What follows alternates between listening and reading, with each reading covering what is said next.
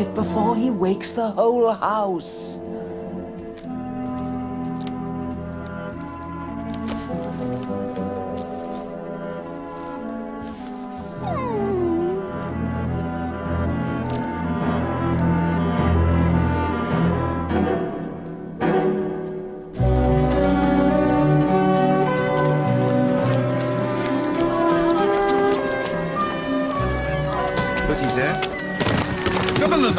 No, monsieur.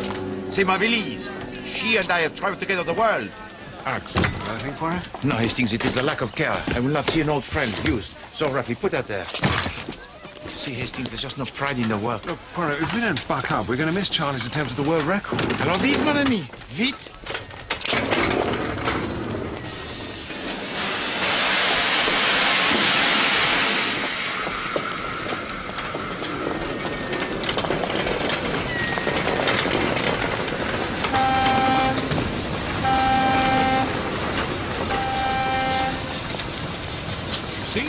You tick off the porter, and we miss the boat. Do not blame yourself, Hastings. Oh, no. Now what are we going to do? Charlie starts in half an hour. All is not lost, mon ami. Excusez-moi, monsieur, this is an emergency. We are foreign observers at the record attempt. If you please, could you take us to the motorboat club? Hastings? Just think, in a few minutes' time, old Charlie could become the fastest man in the world on water. And after the record, it has been broken. A few days for us, Hastings, of the good food, the good wine, and a little peace. Anyway, I knew there was a mistake with the speedometer when at 80 miles an hour this duck flew past me flying in the same direction. Charlie! Battler, my dear old fellow, I'm so glad you could make it. We thought we might have missed the main event, but if you're still here... That's right, old boy, they won't go without me. May I introduce... Ah, this must be him. Ladies and gentlemen, we're all very honored. I'd like you to meet Hercule Poirot. No, the Hercule Poirot. Are there others, mademoiselle? My sister, Teresa. And this is, oh, to hell with it. You're bound to meet them over the weekend anyhow. They're just your sort, Mr. Poirot. Villains, the lot of them. I think you'll find it's nearly time, sir. Oh, hell, yes. You all got 15 minutes to find a ringside seat. Look after these two, will you, Teresa? There's a good chap. Of course, Walter. Would you bring their suitcases up to the rooms? Certainly, madam. And here he is, ladies and gentlemen, the man you've been waiting for, Mr. Charles Arundel. Now, as you know, Mr. Arundel's a local lad. Indeed, his aunt, Mrs. Emily Arundel, put up the money with his enterprise, and we're honoured to have her with us today. Mr. Poirot, I'd like you to meet my aunt. Hercule Poirot, Captain Hastings, Emily Arundel. Enchanté, madame. I didn't know my nephew had any distinguished friends, Mr. Poirot. This is Wilhelmina Lawson, by the way, my companion. Madame? I hope they're treating you well here, Mr. Poirot. I know the food is meant to be excellent, but the company... But they are excited, madame. And after the world record it has been broken, they will perhaps go away. Yes, all right, I know. He wants me to introduce you. May I present Bob? Enchanté? Would you care to dine with us tonight, Mr. Poirot? Mr. Arundel faces a daunting task. He's got to cross the measured mile in under 29.58 seconds to beat the current record held by Commodore Wood. However, conditions today are perfect, and Mr. Arundel told me himself he's confident that his craft, the spirit of Arundel, is fighting fit and ready to go. Cheers! Ah, there they are. Hello, Aunt Emily. Hello, children. Careful. Hello. How are you? I'm well. My other niece and her husband, Mr. Poirot. Bella and Jacob Tanios. Jacob teaches medicine here, but sadly they're leaving us. Why is your papa taking you back to Greece? I'm going to miss you. Emily, they have closed my department at the university. Emily... Is Charles fully prepared, do we know, or is it time for a wing and a prayer? Oh, Charles will be absolutely fine. He's always had the luck of the devil. Certainly they're well acquainted. Emily... What is it, Minnie? It's 2 o'clock, dear. It's time. Oh, give them to me then. Would you care to see the boat, Mr. Poirot? Oh, I certainly would. Oh, good. You two children, come on. Yes, come on. When did John Granger last give you a thorough checkup, Emily? Why? Do I look ill? Far from it.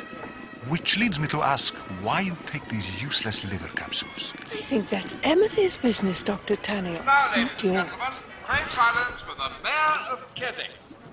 Ladies and gentlemen, I'm sure you'd all like to join me in wishing Charles Arundel the very best as he prepares to make his bid for the world's water speed record. Godspeed, sir. Godspeed, and good luck. Yes, for the record. Break your record, Uncle Charles. We'll never manage it. We must try. Oh, there's nothing. Oh, hurry, quick, come on. Mr. Poirot! Mr. Poirot! Mr. Poirot! Mr. Poirot! Oh, God, it's Dotty and Batty. Take no notice of them, Mr. Poirot. Poirot, you may think we're odd. People do, you know. But we're the Trip Sisters. Only that isn't what's odd. You must stop that boat. Aye, madame? Mais pourquoi? Because something dreadful is about to happen. We came as quickly as we could. We had a message at lunchtime from the General. Aunt Emily's father, dead, 30 years or more. Not dead, just living in another place. He sent us to you. But how did he know Poirot was coming here? Bush telegraph, superb in these parts. He saw water and blood leaching into it. Out there on the lake. A crime? A force of darkness. You've got to stop it. But I can do nothing, madame. It is not in my power.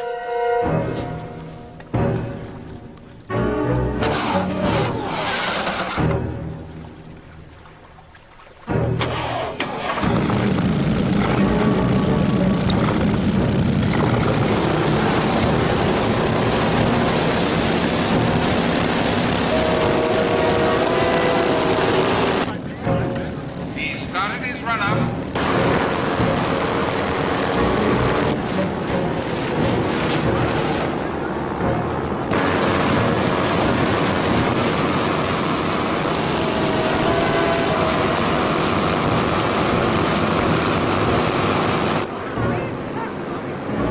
Charles Arundel is entering the measured mile now. 5 seconds.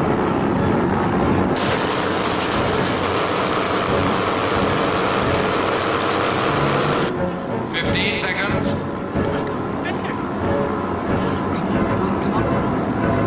20 seconds.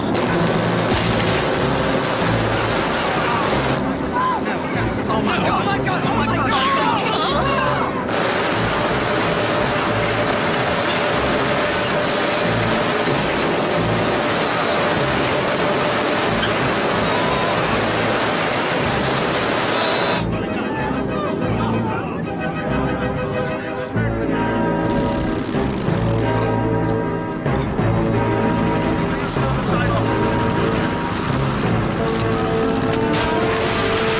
He is safe. Mademoiselle, your brother, he is safe.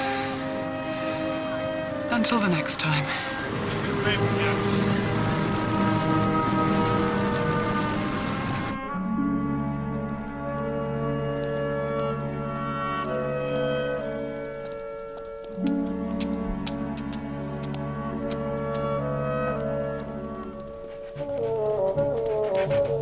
Hello, Bob. Yes, very brave of you to take us home. Now, calm down now. There's a...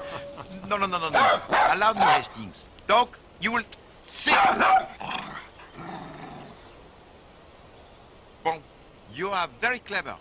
Bon, merci. Alors, a welcome most warm indeed from Monsieur Bob, Madame Wilhelmina.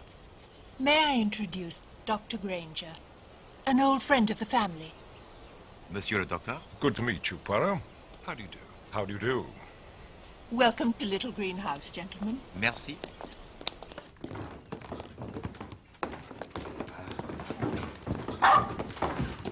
Bob would like to show you something.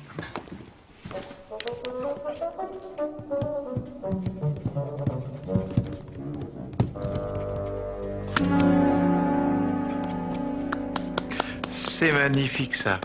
Hastings, what make of dog is this? A fox terrier.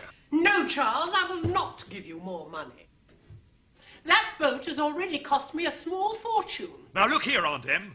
I'd do anything to keep this project alive, and I won't allow anybody, not even you, to stand in my way. Good evening, gentlemen. A family discussion, we have them all the time. Oh, and by the way, if you're in the market for a burnt-out speedboat, you'll find one in the boathouse. Ah, good evening, gentlemen. This was supposed to be a celebration, but I fear it may prove more of a wake.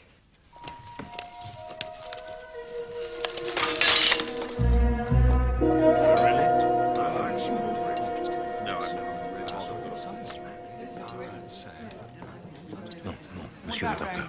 It is the hot needle in the joints, not the hot coals within the flesh. Here, between the fingers, you see? Touch of rheumatism, I should think. Why not ask your doctor to look you over? No, but if I ask, he will find, and suppose there is nothing there? Then he won't find. But if he does not find, how can I be sure that he has looked? Is it time, Isabel? Silence, silence. A visitation.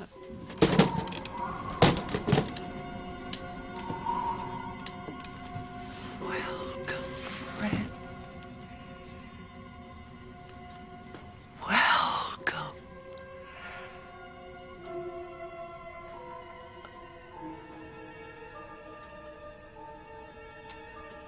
I, General Julius Arundel, bring messages from the other side. Where is Hercule? I must speak with Hercule. The message is from MP. There is an MP in your life, Hercule. Oui, Marie Poirot, she was my grandmother. He says you have been lucky. But luck seldom strikes twice at the same door. This afternoon, down by the lake, the danger receded, yes, but only to gather its strength. I see it move on. Find its mark in Emily. Why I put up with this nonsense, I shall never know. Sas prohido, pero olos. What the devil is she saying? It is Greek. She says you've all been warned.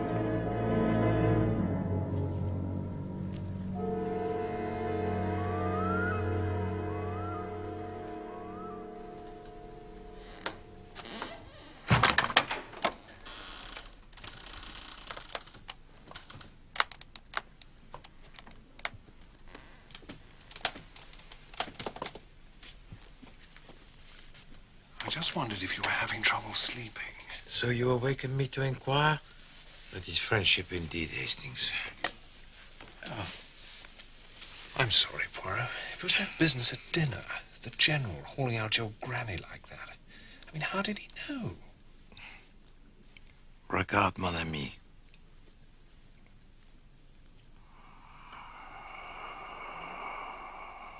There is a J.H. in your family past. Yes. My Uncle Jack. What is he saying? He says you are to go back to your room and leave me in peace. Right. That's amazing, Poirot. Alas, it is guesswork, mon ami. It would be strange not to find a James, a John, or a Jack in the English family. And so it is in Belgium with him for Marie. Yes, I suppose so. But what about those evil forces? They are in the mind of Isabelle Tripp, mon ami, and nowhere else. And yet there is no smoke without a fire.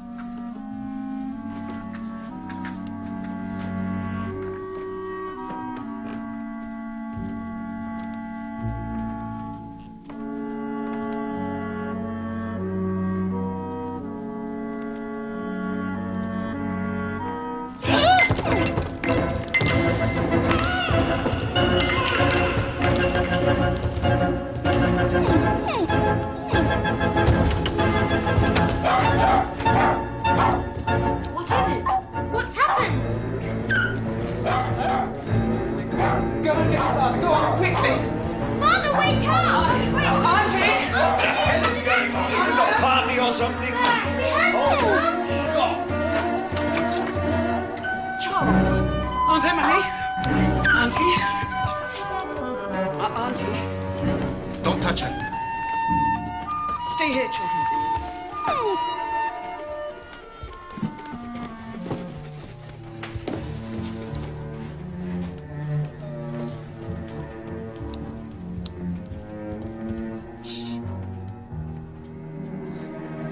Alexis. She's not dead, is she? She's alive. Look at this. Bob's ball. She must have stood on it and lost her balance.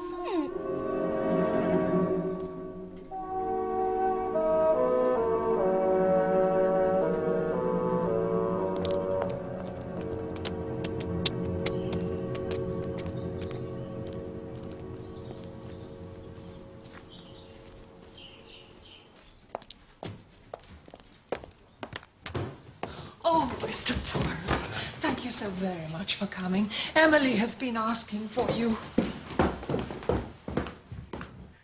I keep going over it in my mind, Mr. Poirot. I mean, did I step on Bob's ball? It's unlike him to leave it there. Perhaps it is not animals who trouble you, madame, but also the human beings. Both alive and dead, perhaps? You don't mean Isabel Tripp could be right, surely? And I'm really in danger? Alas, it is possible, madame. Then it can only be for my money. What would you do, Mr. Poirot, in my position? Had I the family hoping to gain from my death? Amy, I would make a new will without delay, leaving all to a good friend that I could trust. And would you tell this friend? No, pas du tout. But I would tell to all those named in the old will that they were in it no longer. Wouldn't that anger them? Oui, bien sûr. But they would make certain that no accident befell me, hoping that one day I would change my will again and favor them. I like that. I like that very much, Mr. Poirot.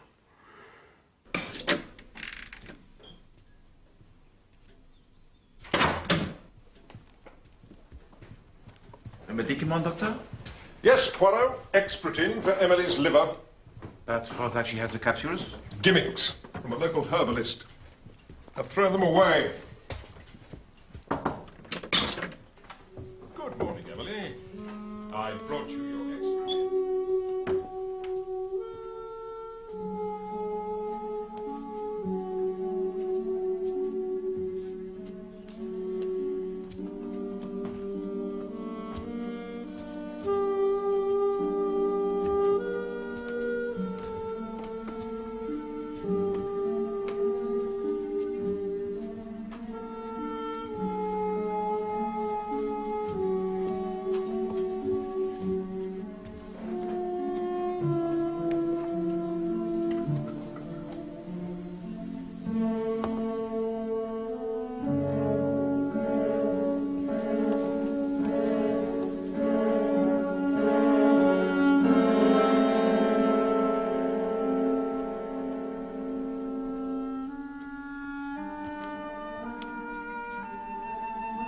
Mr. Poirot, I'd like a word with you in private. In the garden, perhaps, Madame Tarnios? Oh, no, it's too risky. I'll call on you at tea time at the motorboat club.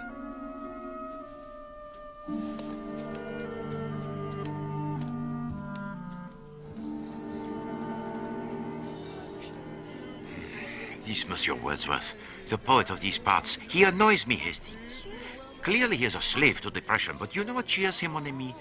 A good wine, a large beefsteak, the company of a woman most enchanting? No, a daffodil, who is beside the lake, beneath the trees, Fluttering and dancing in the breeze. Over there, madam. Thank you. Good afternoon, madame. I'll not beat about the bush, Mr. Poirot. Charles and Teresa, they've been scrounging money off Aunt Emily for years. And just lately she's begun to say no, and quite right too. Please to calm yourself and sit down, madame. Thank you. That fall was no accident, Mr. Poirot. She was pushed by one of them. I know it! But if my husband knew I was accusing them, he'd... You fear him, madame? No, no, forgive me. I'm safe here, at least. Why here? People like Jacob aren't welcome at the motorboat club, Captain, if you get my drift. Comment? He's different. Foreign. Mais moi aussi? Yes, but you're famous, Mr. Poirot. However, safe or not, I'd rather we kept this meeting to ourselves. Of course, madame.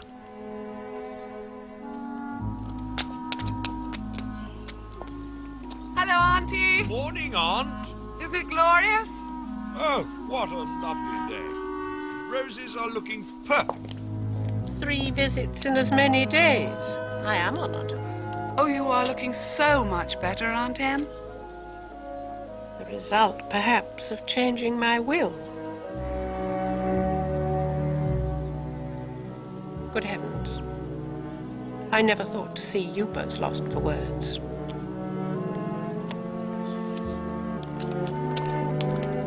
You've changed your will? Yes, dear. I'm cutting my family off without a penny. But if we don't inherit, who the hell does? Why do you want to do a thing like that? What have we done to you, anyhow? You threatened me, Charles. I won't allow anyone to stand in my way, remember? Oh, that wasn't a threat, it was a joke. But what about the silver service you promised me? Does that go to someone else now? And the paintings, Aunt Em. You always said that one day the paintings would be mine. Hello, little greenhouse. Philomena, is Emily there? I would like to speak to her.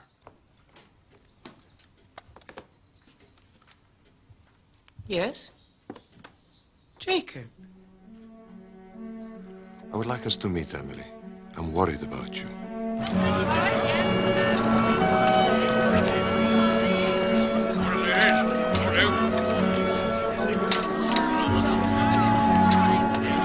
Question all my decisions.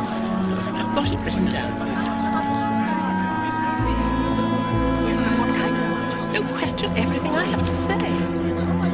Yes.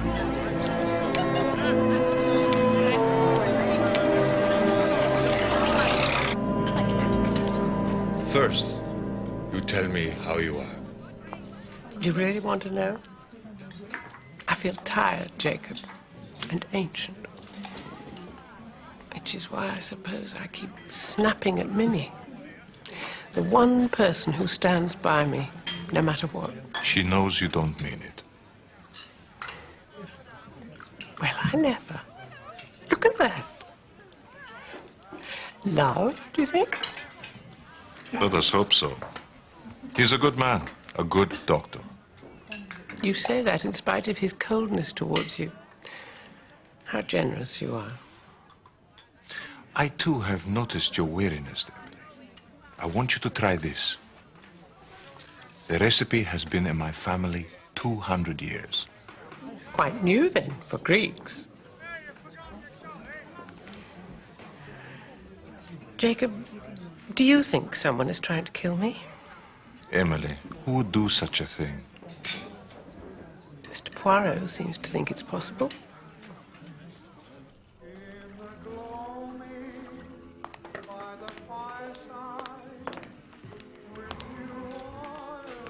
Sir?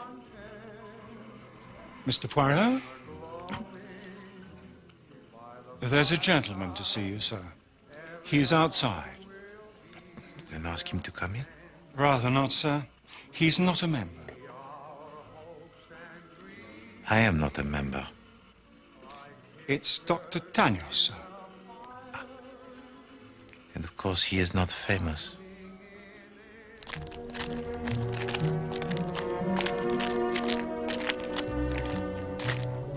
Monsieur? Why are you frightening Emily, Mr. Poirot? When have I done such a thing?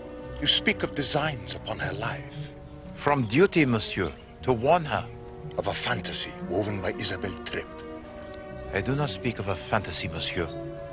I speak of a possible crime against Aunt Emily. And I am not alone in my fears. Who else believes this? I merely say that I am not alone. But you mention no name, because there is none. Very well. In the interest of my family and their peace of mind, please do not speak to Emily again.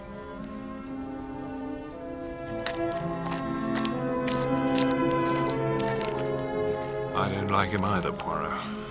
Quite so. If you please, Hastings, ask the steward to fetch our hats. Where are we going? Little greenhouse.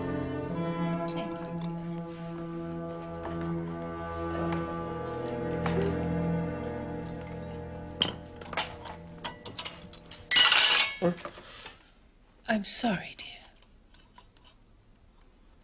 Forgive me. It's been a long day. But you look better than you have for weeks. Doesn't she look well, Julia? Oh, yes, dear. Why does everyone lie to me? I look dreadful. Wilhelmina, in my bag, there's a bottle. Pass it to me. Not your liver capsules, dear. If I'd meant liver capsules, I should have said so. The bottle.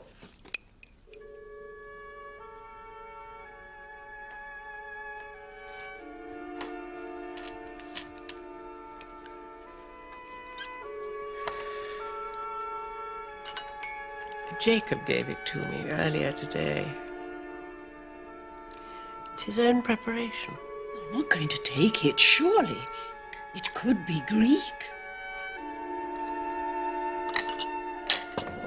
I don't care if it hails from the moon.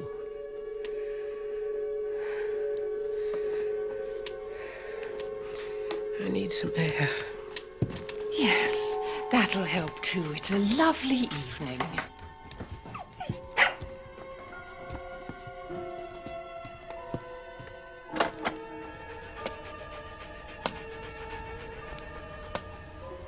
Leave me alone, Minnie, for heaven's sake.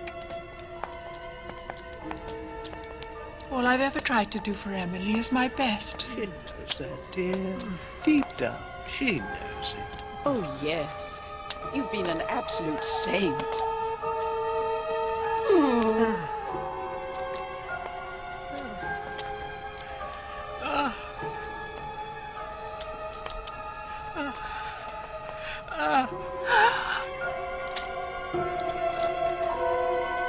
Don't be afraid, dear. It's her spirit reaching out to the ethers. You mean dying? She's crossing over. Even as we look at her. Oh, what an adventure.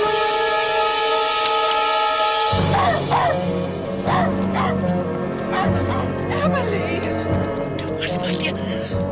Hello, Mom. Qu'est-ce que c'est, Monsieur Bob?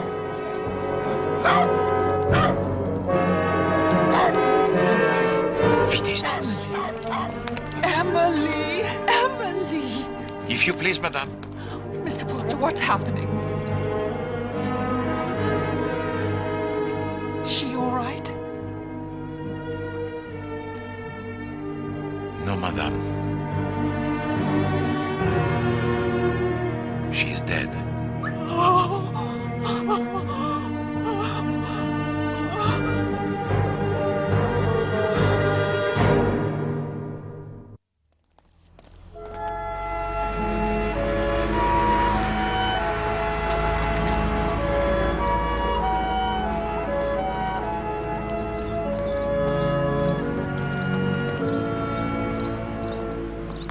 Just once more, I beg of you, Sergeant Keeley, get the coroner to order a post-mortem on the body of Emily Arundel. I'm sorry, sir. We treat our dead with respect in these parts, especially the good souls like Miss Arundel. But her death, monsieur. There are questions that need answers. Evidence may be buried with her. I've got the only evidence I need, the death certificate. It says she died of liver failure. So, amen to that.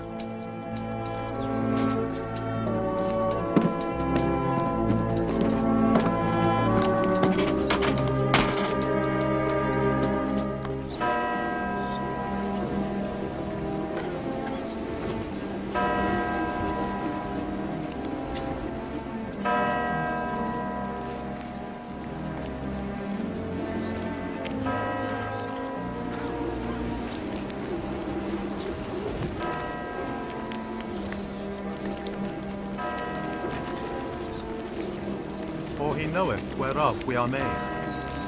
He remembereth that we are but dust. The days of man are but as grass, for he flourisheth as a flower of the field. For as soon as the wind goeth over it, it is gone, and the place thereof shall know it no more. But the merciful goodness of the Lord endureth for ever and ever upon them that fear him, and his righteousness upon his children's children. Nice of you to come, Mr. Poirot. She wasn't a bad old stick. I wish I'd told her that, you know. We brought nothing into this world, Never did. and it is certain we can carry nothing out. The Lord gave, and the Lord hath taken away. Blessed be the name of the Lord.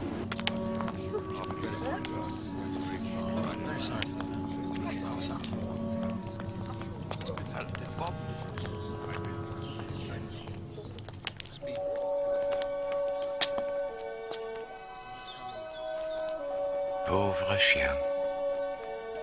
The rule you greet your visitors with the agitating of the tail, huh? But not today.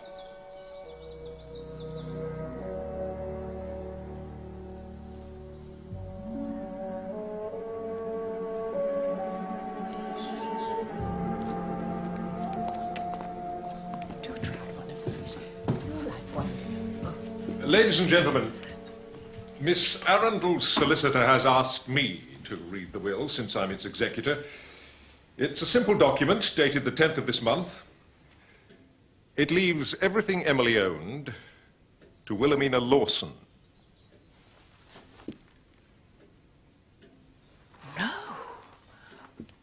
No, she mustn't. The family gets nothing, John? No. Monsieur le Docteur, I should like to know, if you please, who benefited from the old will. Everyone in the room, in some measure. Most for a few £100. Charles, Teresa, and Bella would have had the lion's share. Why? I believe that she was murdered, monsieur. And by whom, I wonder? Oh, don't think we haven't noticed you two. Huddled into corners, plotting and planning like a couple of children. Oh, don't blame them. Blame our little Belgian friend. He's the one who got her to change her damned will. Emily died of liver failure. And you helped her on her way by throwing out those liver capsules. They were useless. The triumph of advertising over good medical sense. I know of at least one attempt upon her life. Could I have saved her? That is a question that will follow me to my grave. If you please to come. The morning after the fall of Emily Arundel, I paid a visit. And I observed in the skirting a screw eye to which a string of cord might be attached and stretched across to the banister. Like a tripwire, you mean? Précisément. Oh, do go on, Mr. Poirot. It sounds absolutely damning. Proof positive, I'd say. This murderer makes mistakes. The first of which was to remove the screw eye. Because now I know it was important.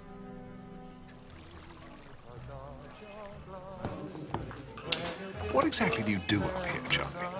Hadn't you noticed, Battler? I drive boats. Fast. Yes, but I mean, you know, what do you do? Well, up until Aunt Em died, I was a sort of investment advisor. That sounds interesting. I advised and she invested in me. Until she spoiled it all by changing her damn will. For which, Monsieur Poirot, merci beaucoup. Oh, he only did what he thought was right. Did he?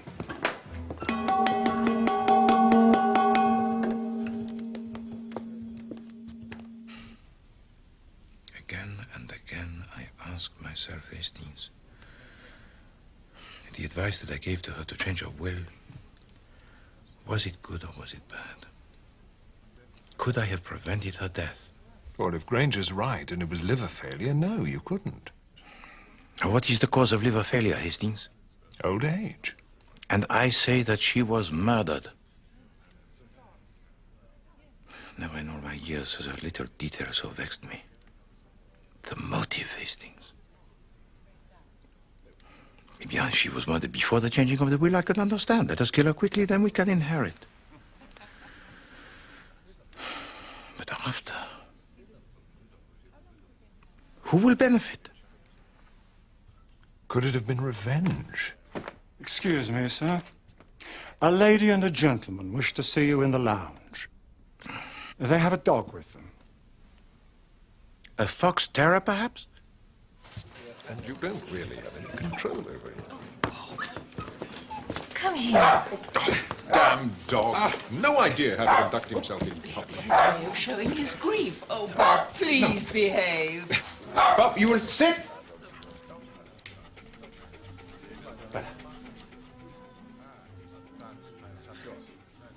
Hastings.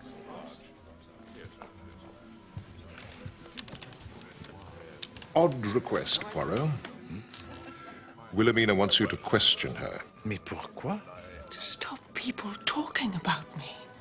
They will, you know, as if... Well, as if... As if you had killed Aunt Emily Arundel in order to benefit from her will? There you are. You see, he thinks so, too. But I swear I didn't know I'd inherit her money. No one knew, madame. I myself advised this. Nevertheless, Poirot, we've had one or two ideas. Tell him what you told me, my dear. It was just that you were saying that someone had tried to kill Emily. And now with her dying... Well, the night before the accident, Bob woke me wanting to play. Be quiet, Bob! There was someone on the landing with him. I told them to put him in his basket. Put him in his basket before he wakes the whole house. I didn't see the face, but on the dressing gown there was this monogram in gold embroidery. The initials, T.A. Teresa Arundel. But surely not. I'm frightened, Mr. Poirot. I might be next. Your fears are easy to overcome, madame. Give your inheritance to all those named in the first will. Oh. But surely that would be going against Emily's wishes. Perhaps. Come, my dear. I think we've given Mr. Poirot enough food for thought. One more thing, Mr. Poirot. Madame? It's Bob. He doesn't like living with me. You, on the other hand, seem just his sort of person. Oh, madame, I could not. The responsibility. Otherwise, it's curtains for him, I'm afraid, Poirot.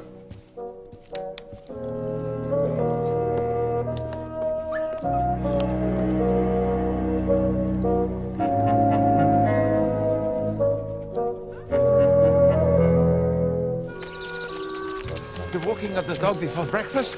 No, mon ami. The routine of Bob is not the routine of Poirot. A bit more exercise do you a power of good, Poirot. But you yourself are a keen walker, Hastings. Yes, I am. Well then. No, Poirot, Bob is not moving in with me.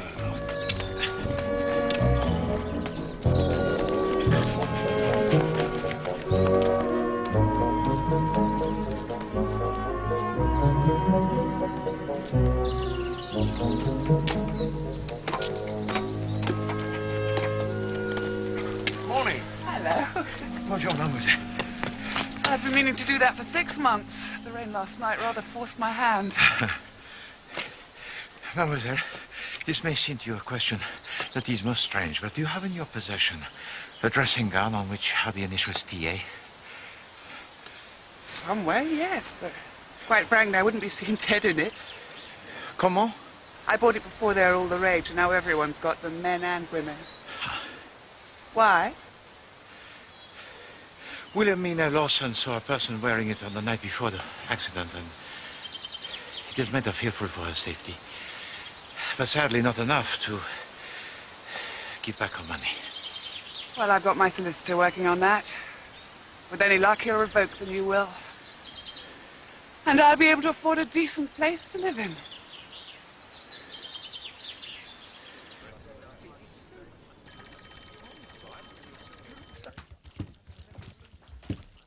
Oh, Mr. Poirot, there's a telephone call for you. Will you take it here, sir? Oui? Who wishes to speak with me? Miss Emily Arundel, sir. She is dead, mon ami. You'll have to take that up with her yourself, sir.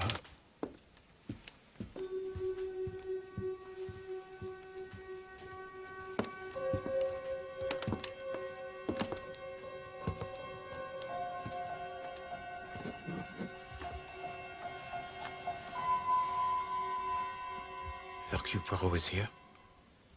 Mr. Poirot, this is so thrilling.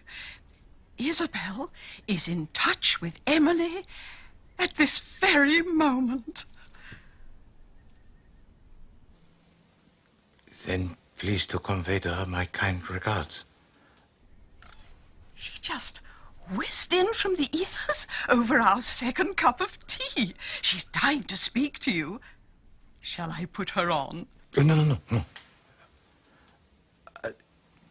Just take a message, and I will call on you later. Merci.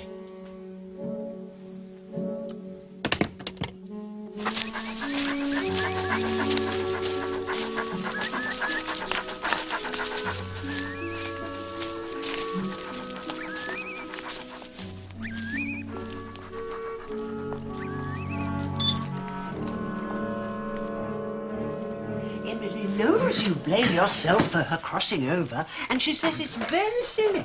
And she wants to put your mind at rest. She said, why don't we hold a séance and invite all your suspects? All the people you think may have eased her path into the next world. Then, when they're all gathered, Emily, through Isabel, will point out the one responsible. What do you say, Mr. Poirot? I think it is an idea most splendid. Name for me, if you please, the day for this séance. Shall we say Friday night? 8 o'clock? We'll lay on some food and drink and make a proper occasion of it. Friday at 8, excellent. You will make sure Dr. Daniels is at the séance, won't you? Oh, oui. Only they're going back to Greece pretty soon. But not until Friday. And besides, madame, a move of house even to another country is not a cause for murder. I myself am the living proof.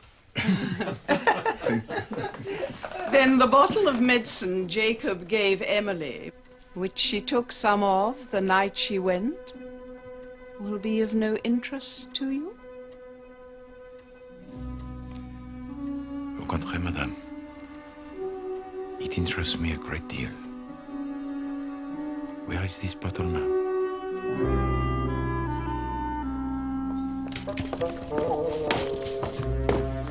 Mademoiselle Sarah, at this present time I am interested in the medicine cabinet. Is there one in the house? In the upstairs bathroom, sir. May I see it? Follow me. Merci.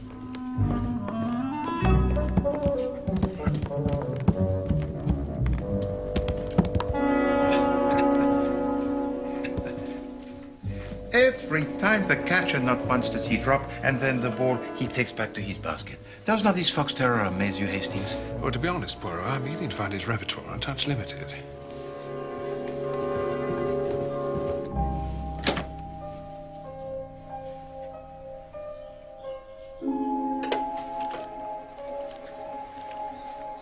Liver capsules?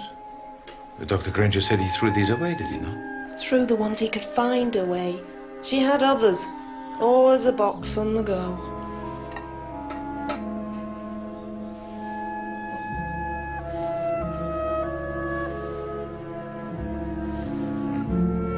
Dr. Jacob Tanios, Hope Cottage, Hawkshead.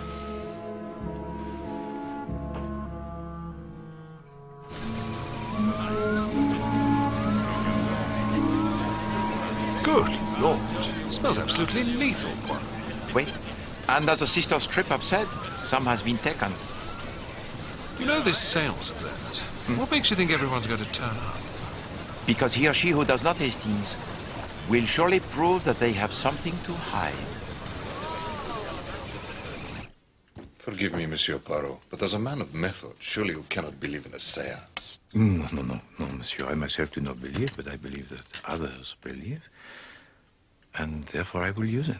It's a golden opportunity, if you ask me, for the Tripp sisters to accuse people they don't like. But nevertheless, madame, you yourself will be present. We shall see.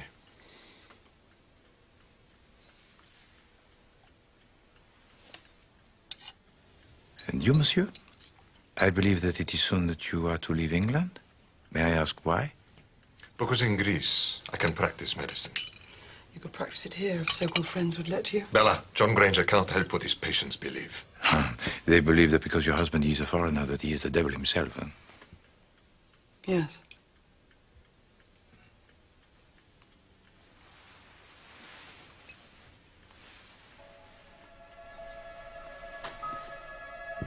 A concoction of your own, I believe. An extraction of herbs providing many vitamins and minerals. A pick-me-up, they say in this country. Which you gave to Aunt Emily Arundel. If you please to take some. You're a man who plays games, Mr. Poirot. No, I will not take. Mais pourquoi pas? It is, as you say, to pick me up, not to put me down. Yes, why not, Jacob? What's wrong with it? Nothing. Then prove it to us.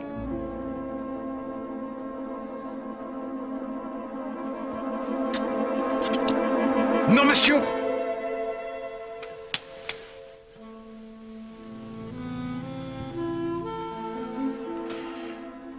I believe you would have drunk.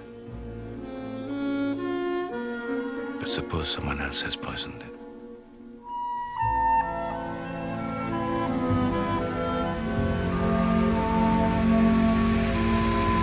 She still fears him, Hastings? Terrified of him, I'd say. I would not say the same. I would say that she no longer loves him. My question is, why does his love fly through the window? Because of what he is, a murderer. Eh bien, let us see what Scotland Yard can make of this Tanio's medicine. We shall send it to them by the registered post. And in the meantime? In the meantime, we make a visit to your old friend, Monsieur Charles.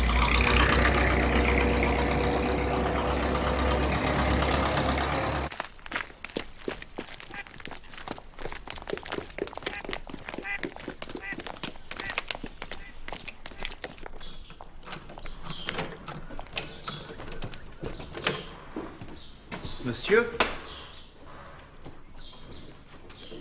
I don't really like people wandering in and out of here. No offense. Safety. In case of another explosion. How are the repairs going? They go much faster if Aunt Em had stumped up some cash. Could have hired a proper mechanic. I was present, monsieur, on the night that she declined. You think I was trying to scare her, don't you? No idea how tough she was. No. But I do know that the revenge, it is sweet. And you are of a nature most fiery, n'est-ce pas, as is your sister. And in your book, that makes us murderers. In my book, as you say, monsieur, everyone is a suspect. And on this Friday evening, everyone is invited to a party, including yourself and your sister, Mademoiselle Teresa. A party? Who's throwing it? Oh, your aunt, Emily Arundel.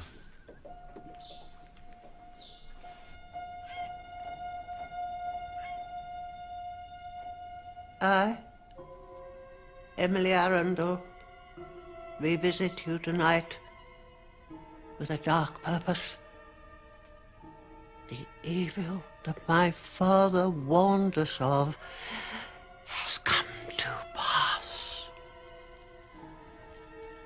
Where is Dr. Granger? He sent his apologies, Emily. These men of science who never believe. No matter.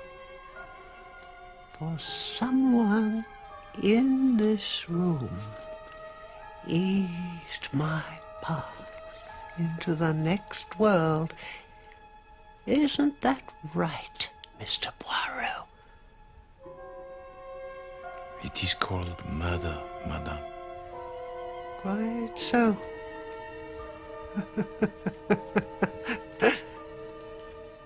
See how they all flinch? Guilty consciences, Mr. Poirot? How is your conscience, Wilhelmina? Good question. Is that you, Charles? Always ready to accuse, to blame the other party for your own shortcomings? Oh, what utter rot. Teresa, always defending your little brother, no matter what his crime. Bella, dear, why did you marry him? Why did you marry a dreadful man?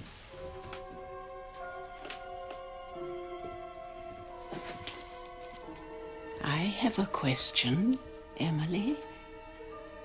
Just for the record, did either Julia or Isabel Tripp have any hand in your passing?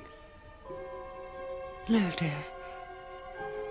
But you're wise to ask. My killer is known to you.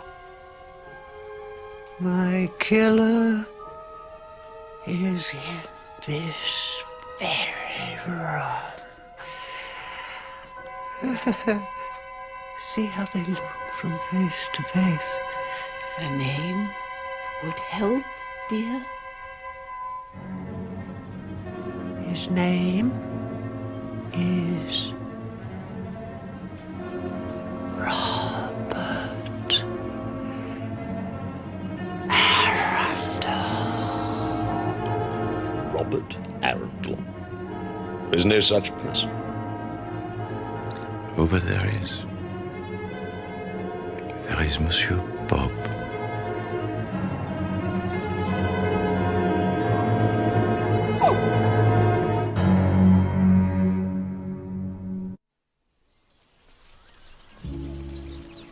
Charles and Teresa, Bella and Jacob, even Wilhelmina and Dr. Granger. I say all are capable of murder, mon ami. Quite a list of suspects, Poirot. Which is not complete. You forget the sisters Tripp. Oh, those two? Oh, they're batty, yes, but not killers, surely. But what is murder but a kind of madness, mon ami?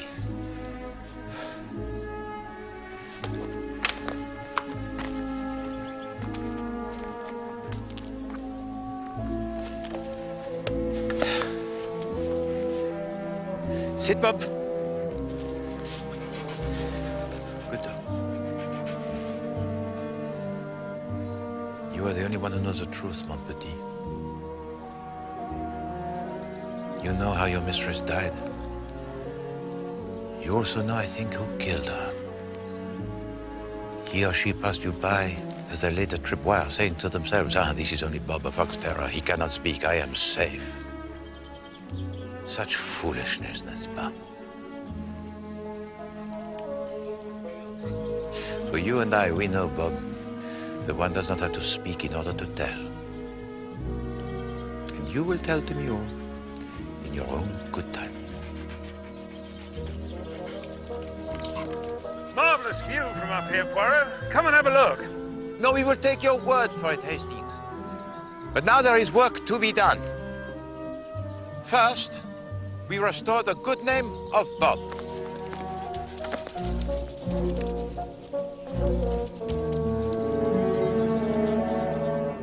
At the séance last night, Bella Tagneuse was asked why did she marry that dreadful man, meaning, of course, her husband, Jacob. Odd, really. Because Emily was rather fond of Jacob in this world. Must have changed her mind since. Was it a change of mind, madame? Or was it a mistake? Oh, Emily never made mistakes. But suppose it was not the spirit of Emily Arundel that spoke to us. Suppose it was a subconscious mind of Isabel Tripp. So then I ask myself, what other mistakes does she make? Does she perhaps wrongly accuse Robert Arundel? But she's a trained medium, Mr. Poirot. She is also human, madame. If you would be so kind as to tell to me, madame, If I wish to find an item in the house, such as a screw in the skirting, where would it be kept? The boathouse, I suppose. Ah, well, Monsieur Charles, he does not like to welcome the visitors. Huh? Bob, stop that, please.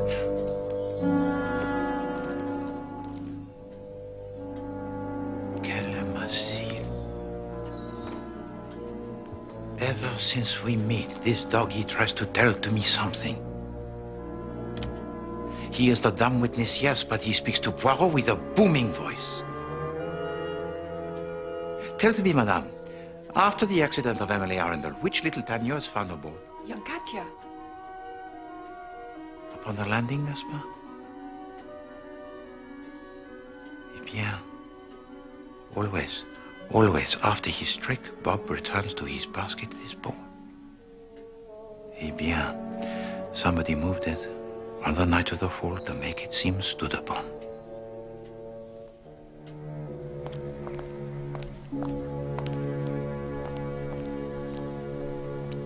You can move it to there in an L shape.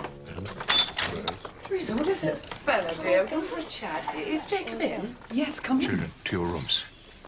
I said go. All right, off you go. Jacob. Charles. We'll speak freely, if that's all right by you, about money. Money that's rightfully ours, left to Wilhelmina Bloody Lawson. Teresa's lawyer says that we haven't got a claim. Says that we ought to butter up Wilhelmina a bit so that she might leave us a few quid. I've always been nice to her, and to Aunt Em, as you two that got her back up. Look, I say we forget our differences and forget how she died. Since it makes precious little difference now, the fact is, she's gone. And her estate is left to Wilhelmina. So we just hand everything over, do we, to her and her scheming doctor friend? John Granger is a man of honor. He does not scheme. Any fool knows that he and Wilhelmina are in this together. Now, what do you say, Bella? Oh, for God's sake, what are you looking at him for? Speak your own mind. I just don't see what can be done about it, that's all. Teresa's got a plan whereby we might recoup at least part of it. No! We will not plot and plan with you. Please, leave my house! Very well. Just don't expect to share in the profits. Will you?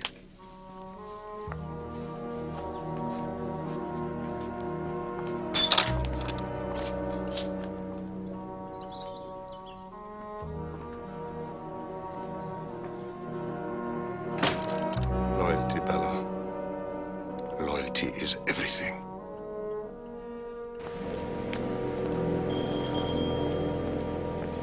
So, what can I do for you, Poirot? You can't tell to me, Monsieur le Docteur, why you're not at the séance. I neither believe in such things, nor do I approve of them. There is only one world, the here and now. An accident of physics with biochemical trimmings. There is nothing beyond. Nothing but wishful thinking. Highly dangerous. Especially for dogs, I believe. When does Bob come for trial? He does not, monsieur. I have proved him to be innocent. But tell me, Dr. Granger, you yourself have treated Emily Arundel for the complaint of the liver, n'est-ce pas? Yes, with exprotin and a mild sedative occasionally. And the liver capsules that she took? You can buy them at any chemist. They'll do you no good. Do you no harm, either. I must see him. It's really important. He has people with him. Sorry, Dr. Granger. I did explain to Mrs. Tanwas that... That's quite all right, Mrs. Finch. Thank you. Forgive me, John. I'm sorry. I thought you were alone. No, Madame Tagneuse. We are leaving. No, Mr. Poirot. Please stay. I was going to ask John to tell you anyway. About Jacob. Bella, think No, carefully. it must come out! Jacob preaches loyalty to me all the time, but what about my loyalty to Aunt Em? Please. A brave decision, Bella.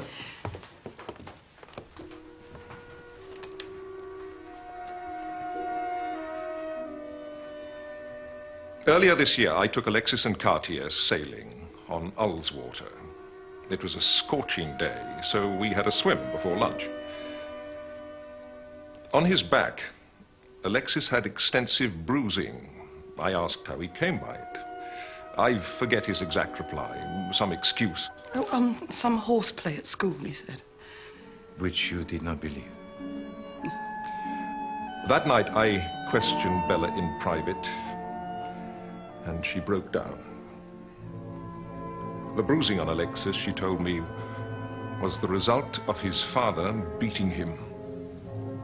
Good heavens. This explains why you fear him.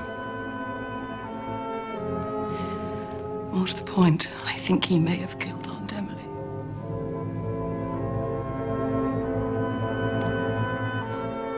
If the bruises on that boy's back are anything to go by, I would say he is certainly capable of it. I never liked him. All that smiling the man does. Now we learn he's an absolute monster. No, Hastings. We hear this, but as yet we have no proof until we receive the analysis from Scotland Yard. Oh, the patent medicine, you mean? Yes. In the meantime... In the meantime, Hastings, have the patience and coffee in the lounge. Oh, Captain. Something wrong, Walter? Heavens no, sir. I just wonder if you, being a friend of Mr. Charles, would mind asking him to give his club bill some attention. He hasn't paid it? I mean, sir, that it must have slipped his mind. Monsieur, you do this task every day? Filling the salt cellars? Oui. Well, it depends how quickly they get through them, sir. Sometimes it's every couple of days, sometimes a week. Sometimes longer. Monsieur, you're a genius.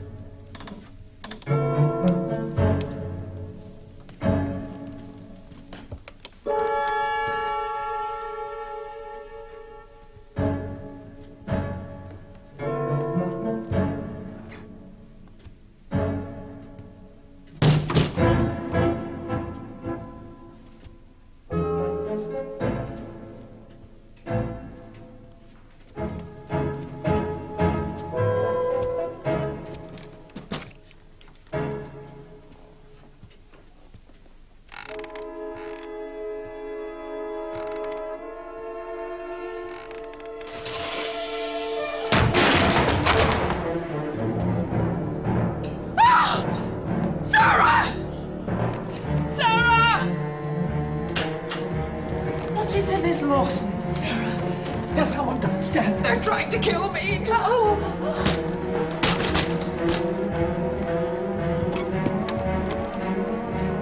There are two of them. Yes, miss. I can't make them out, though.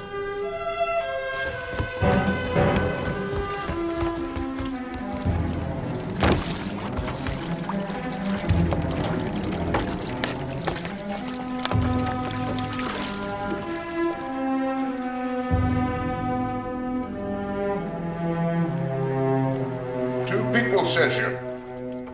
Down by the water. So why is there no sign of a break-in?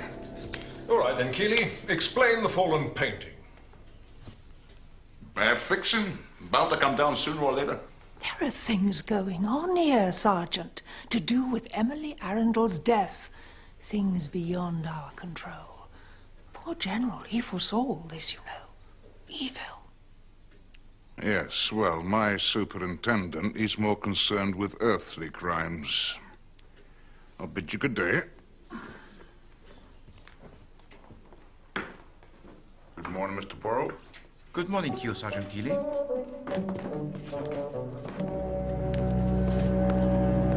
Mr. Poirot, thank you for coming. Madame. Why is he doing that? Because you threatened him with the curtains. Didn't know he spoke English. One does not have to speak in order to know. Tell me, Mademoiselle Sarah, you opened the window, you looked out. What did you see? 2 people running down the garden towards the lake, sir. Did they mean to kill me, do you think? Eh bien, madame, it is a crime which did not succeed, and therefore the objective, it is unknown. I think I should come and stay for a few days, Poirot, don't you? I mean, if somebody is trying to get at Wilhelmina. Oh, that would be kind of you, John. I'd feel a great deal safer. Goodbye. Goodbye. Au revoir, madame. This Dr. Granger Hastings, he's always at our side, waiting for his chance, perhaps, huh? What about those 2 intruders Miss Lawson talked about? This case has many pairs, Hastings. Charles and Teresa, Bella and Jacob.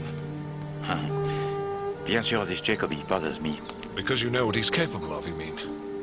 Because now I know what he said of him. Morning. Ah, bonjour. We just heard about the break-in from Sergeant Keeley. At the telegraph bush again? We're off to give moral support. Ah. Another pair, mon ami. The place we'd operate from is Bonneville, Utah. And as for facilities, Charles, you'd never want for a thing.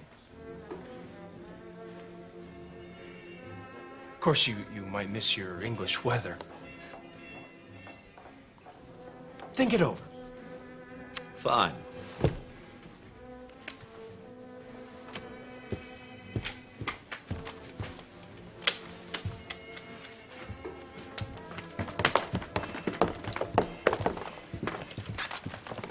Hastings, a favor. Whatever I should say, you will not in agreement. Did I ever do otherwise, Poirot? Oh, Poirot, Battler, good afternoon. Monsieur? The boat's fixed, by the way. You can come down and have a deco sometime. Can I get you a drink? Oh, no, merci beaucoup. Tell me, the revoking of the will of Aunt Emily, your lawyer succeeds? No, he jolly doesn't. Mes amis, I am one who knows the law, where and how it might be used to your advantage. Hastings, you remember the Fairbank scandal? On that occasion, I, Hercule Poirot, stepped outside of the law, but only for the moment, very brief. So?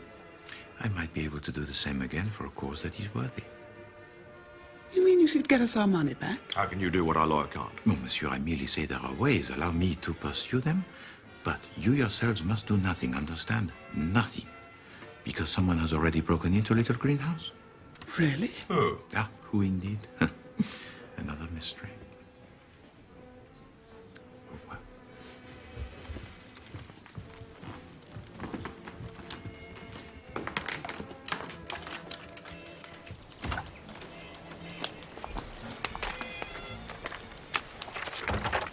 What was the point of that? Saying you'd break the law? They are young and foolish, Hastings. They are the hotheads. I offer them the crooked help to prevent them doing things that they will regret.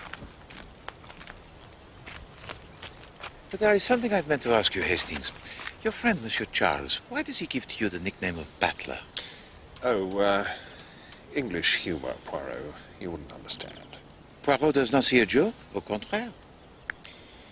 Well, if you must know, it's Battler, as in Battler Hastings. Yes. Thank you. She's very good. Everyone who's been so kind, and I do so appreciate it. Only too glad. Lovely to see you, Isabel. Julia. And thank you for your help.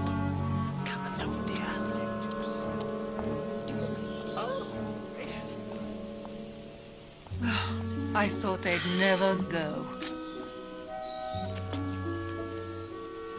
Thank you for moving in with us, John. But people will talk. But only behind our backs, my dear. How can that harm us? That's where she fell. Poor Emily. I did admire her spirit, you know, her strength of character. Why do you suppose the human spirit is green? White would have been a better color, surely. Or even red, not green. Because of our oneness with the earth, perhaps. It's certainly an interesting thought. I saw Emily's spirit the night she died, leaving her body, streaming out of her mouth, floating away. Green? From her mouth?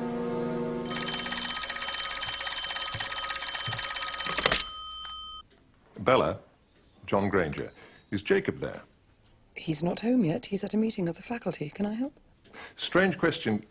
Do you know if he has a flask of phosphorus? I think Emily may have been given some. Phosphorus? Who says? A bit of a hunch, that's all. Something Wilhelmina said. I'm camping down here at Little Green, you see. Is phosphorus dangerous? I mean, they make matches out of it and fertilizers. That's right, dear. And you're saying she was given some? By Jacob?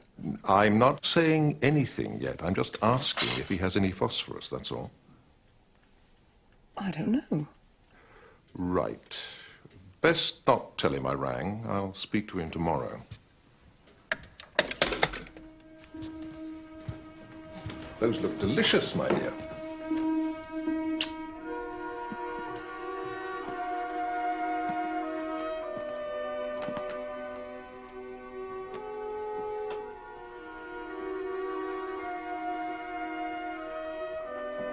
Who was that, Bella? John Granger. What did he want? Nothing. You tell me now! What did he want?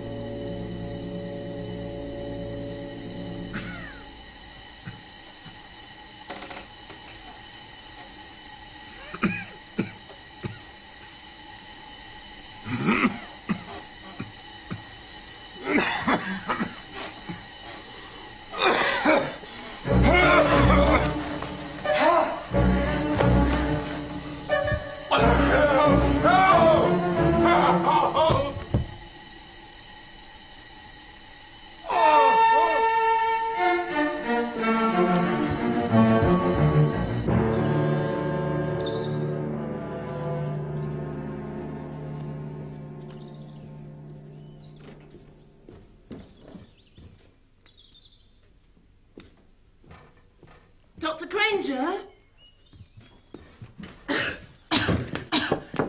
You all right, Doctor? What is it, Sarah? Gas, Miss Lawson. Dr. Granger's room.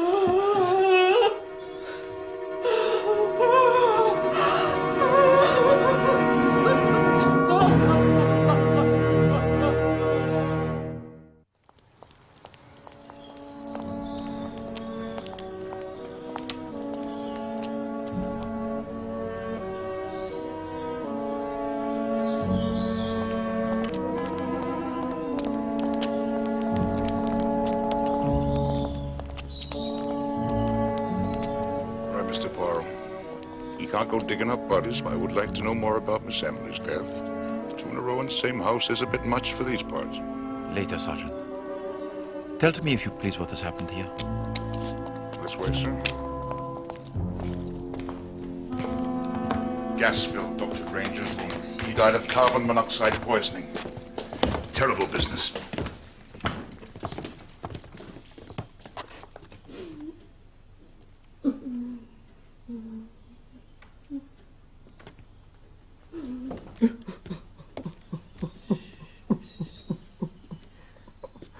Madam.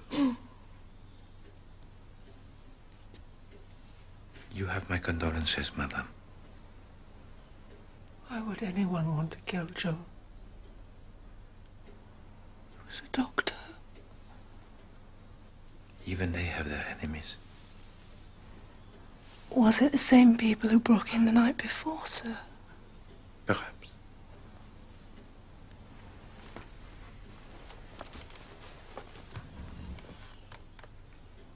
Madam, if you'd be so kind as to tell me, did you see anyone last night? Or did anyone call at the house, or perhaps telephone? The trips left after 8. But no one called.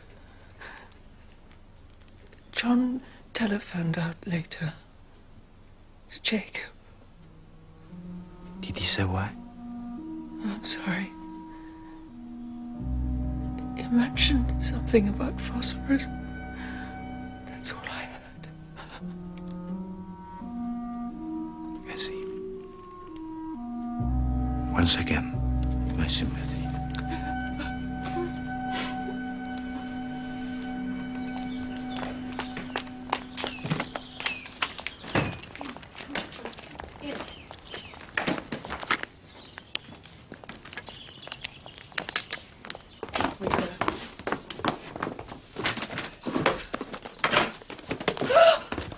Forgive me, madame.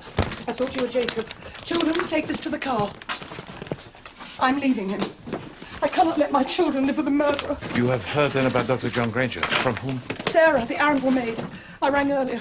Why should Jacob kill John Granger? He telephoned here last night, I believe, to ask about the phosphorus. He spoke to me. He asked me if Jacob had any, and I said I didn't know. And you reported this to your husband? He demanded to know what had been said. You see, he came in just as I was putting the telephone down.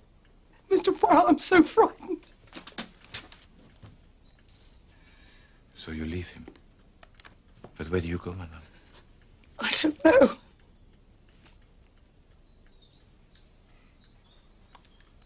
Then let us take you to a place of safety. Vite.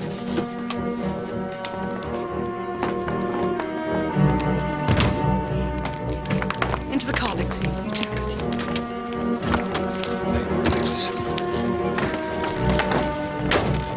Hey! Poirot! What's happening? Vite, mon ami, vite! Where are we going? The sister's trip, mon ami.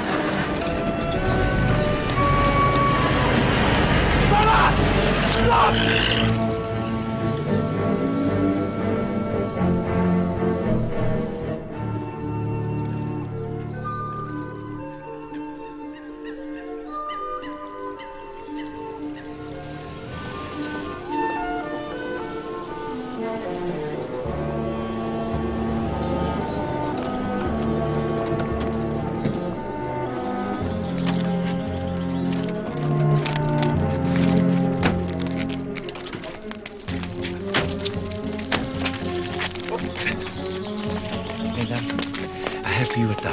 I would like Madame Tanios and her 2 children to stay here for a while away from Monsieur Jacob.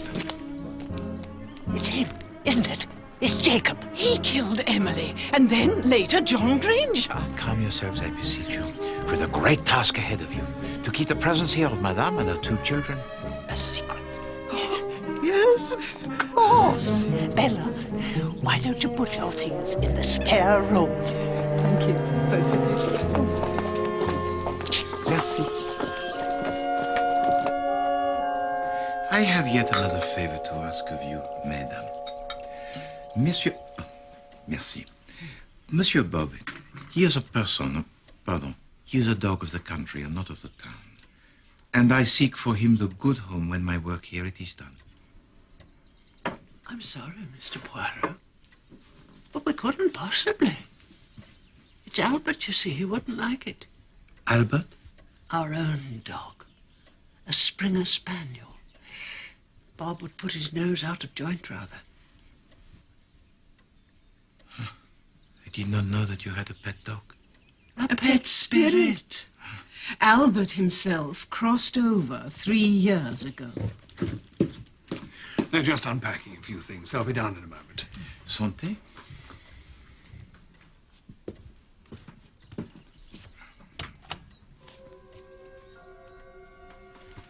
It is you who rowed the boat in this photograph, madame? Yes. We used to keep a little dinghy on Windermere. Forgetting about. You say that you were at Little Greenhouse last night until 8 o'clock? Yes. You could never get away from Minnie. Talk, talk, talk. And on the night of the death of Emily Arundel, you were also at the house? Oh, yes. Then both of these deaths have in common the same 3 people. Wilhelmina Lawson and yourselves. You think we had something to do with it, Mr. Poirot? You mean we're suspects? Oh, how thrilling. Go on, question us, Mr. Poirot. Just like you would normal people. I will, madame. But not today.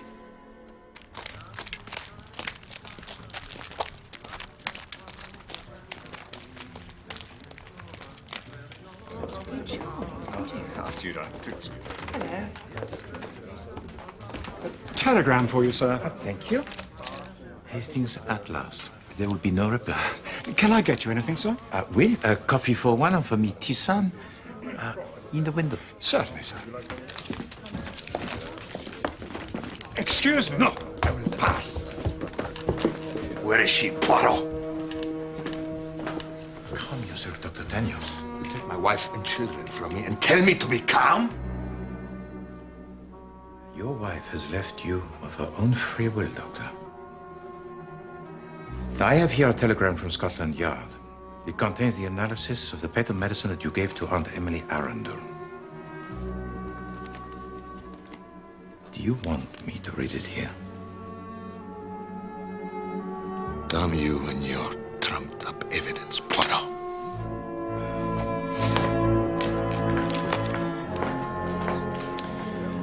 I'll telephone Sergeant Keeley. No, not yet, Hasty. Bob and I, we need time to think. Thanks. By the way, the steward at the club, old Walter, said you wanted to have a word with me. Really? Yes. Lunchtime. Brought the chitty over for me to sign and said, that reminds me. Oh, yes. Reckoned you'd forgotten to pay your bill. Trivial thing, he said. Clean slipped my mind.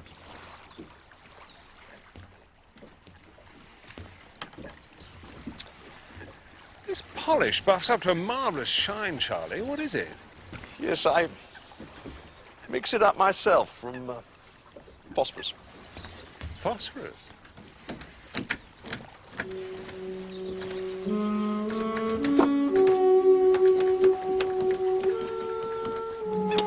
Your mistress, little Bob, was murdered for her fortune. Dr. Granger, he was killed in order to keep a secret that was already out. The whys and the wherefores, these are known to me. But the who, mon petit, that still to me is a puzzle. Huh? But it does not puzzle you. You knew from the first day.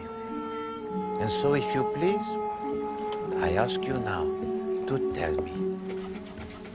I say, Poirot, you know you said you thought phosphorus had something to do with it. Monsieur Bob?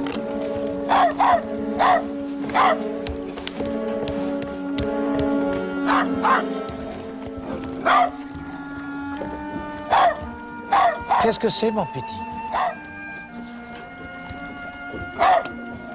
Mon Dieu. I swear to you, Bob, there is within you the Belgian blood. What's he told you now? He has told to me all. Tomorrow morning, Hastings, Bob and I, we catch our fox and bring upon him terror.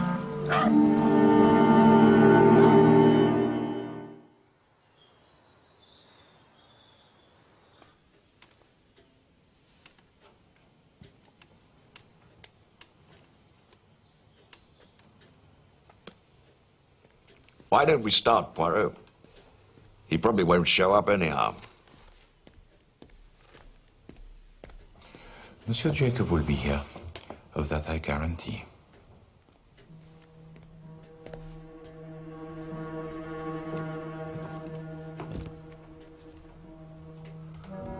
Bella, tell me what's going on.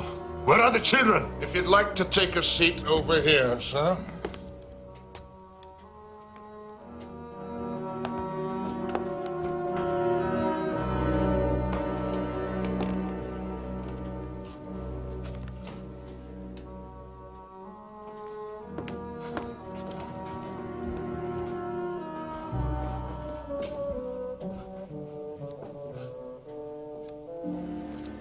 Mesdames, Messieurs,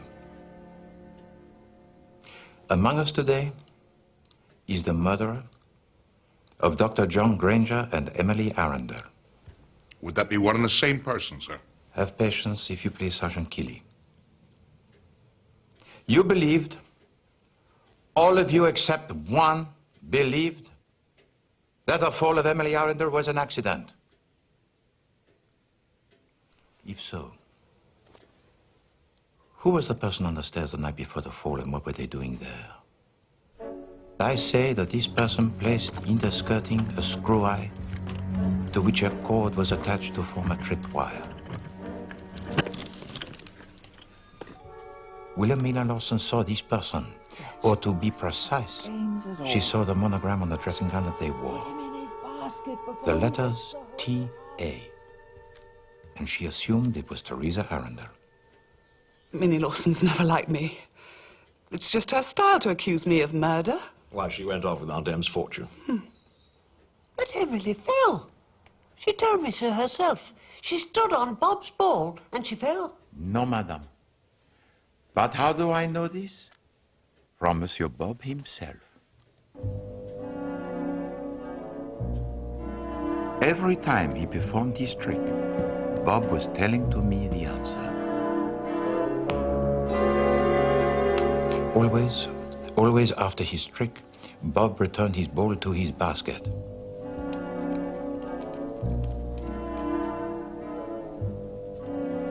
And when I found out the little Katia Tagneuse discovered the ball on the landing on the night of the fall, I knew that it had been placed there to make it seem like an accident. For the cause of the fall of Emily Arundel was a tripwire.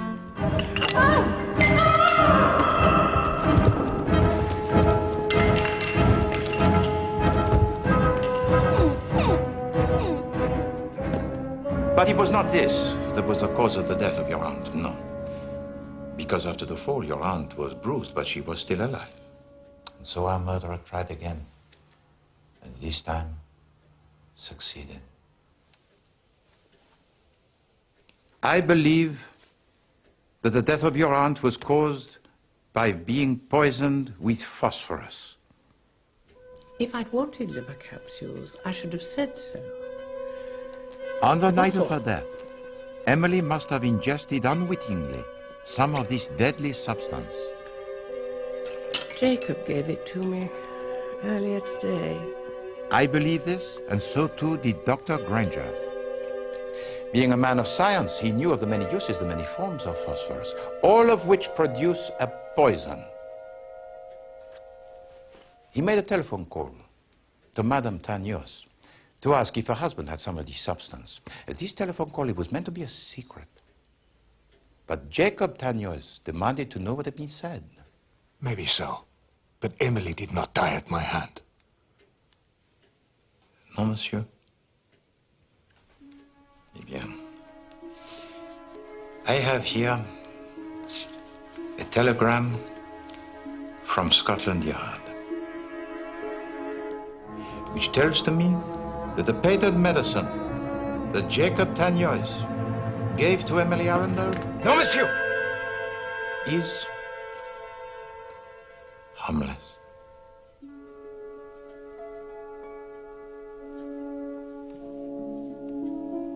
And so now I ask, who poisoned her?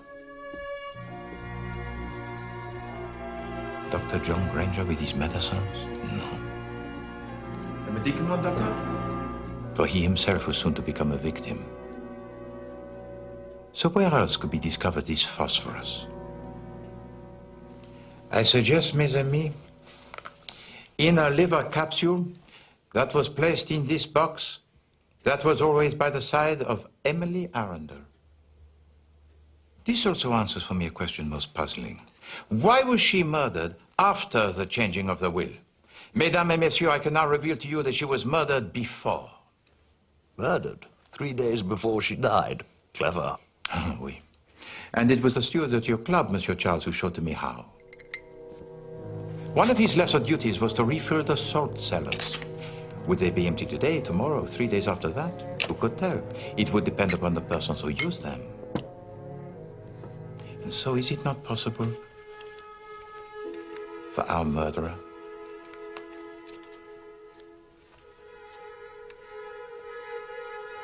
to fill a liver capsule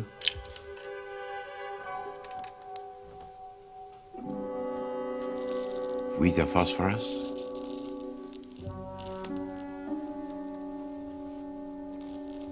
Which Emily Arundel would take today, tomorrow, or the day after that. After her death, we concentrated our attention on the patent medicine of Jacob Tannios. But I believe on the night that she died, she must also have taken the liver capsule which slowly released its poison and killed her. The liver capsules of Emily Arundel were always within easy reach, and so it would have been simple for anyone to tamper with them. The patent medicine she took on the night of her death confused us. In fact, the phosphorus from the capsule was creating a lethal chemical reaction within her body, which emanated from her in the form of a green vapor, thought by some to be her spirit leaving her body. And then came the reading of the will. The family did not like what it said, no. For all of the fortune of Emily Arundel was to go to Wilhelmina Lawson. So they turned their attention to her. Bien sûr. Then 2 people broke into this house. The general prevented their crime by falling.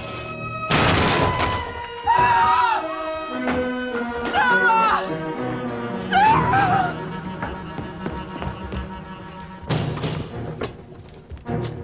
And from the window, Wilhelmina Lawson and Mademoiselle Sarah saw these 2 people making their escape from the house, but they could not make out who they were. I, Hercule Poirot, of course, no.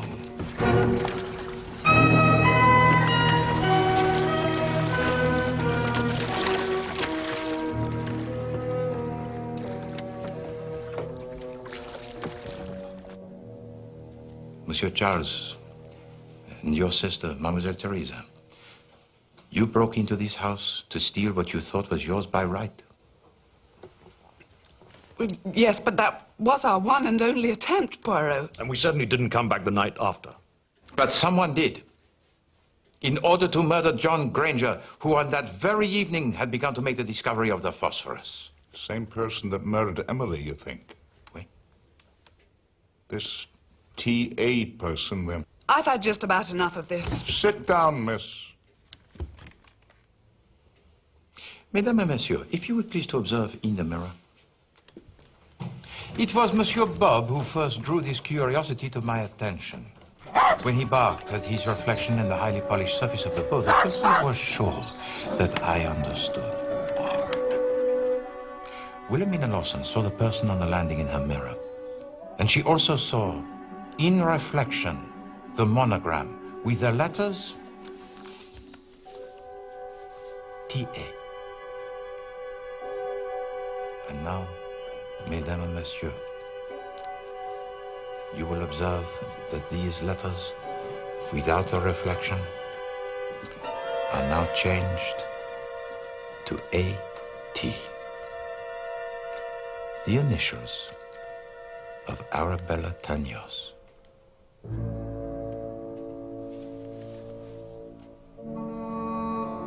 It was you, madame, whom Wilhelmina Lawson saw on the landing. Put him in his basket before he wakes the whole house. You're not dead. It was you who placed the tripwire and then removed it after the fall. It was you who took the ball belonging to Bob and placed it close to the top stair for the purpose of incriminating him.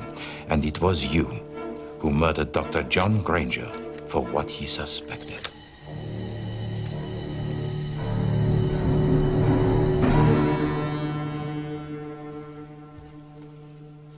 Is this true, Bella? No! You know how brutal he is! You know how he beats my children! Bella, I know that is what you say, madame. Always you point the finger. You play out the charade of fearing him. You tell us of his temper most wicked. All are lies! For you and you alone are responsible for the murder of Dr. John Granger and before him Aunt Emily Arundel.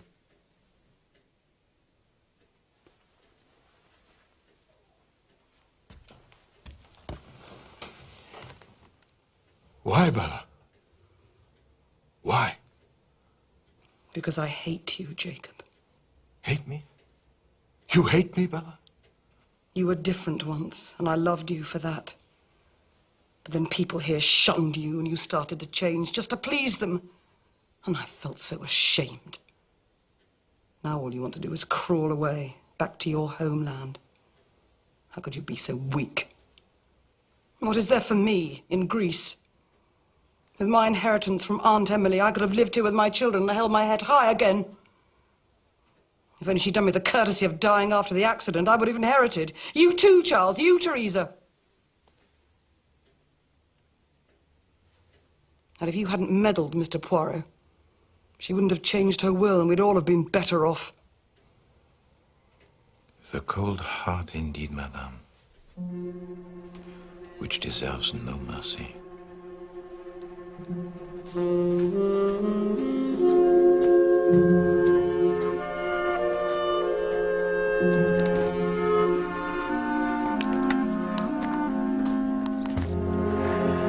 Nasty business. Wife turning on her husband like that. Wait, but one good thing has come from this, Hastings.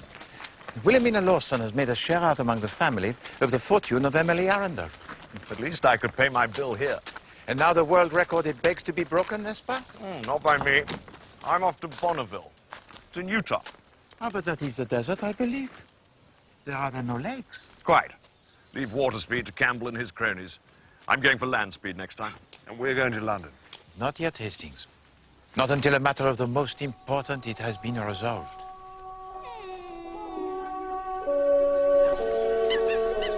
I was amazed, wasn't I, Poirot? Indeed so, mon ami. To think that all these years, Poirot had the gift for reaching the other side. I said there were hidden depths to you, Mr. Poirot. Then it happened again last night. Really? Who came to you? I woke up to find this, how best to say this, presence in my room. I looked up and I saw the Springer Spaniel. Albert. Wait. What did he say? He spoke to Bob, madame. He said, "Go live with my people. They have of you the great need." Then of course he must. Are you sure you can manage without him, though? I mean, he was a great help to you with this case. It will not be easy, but I shall try.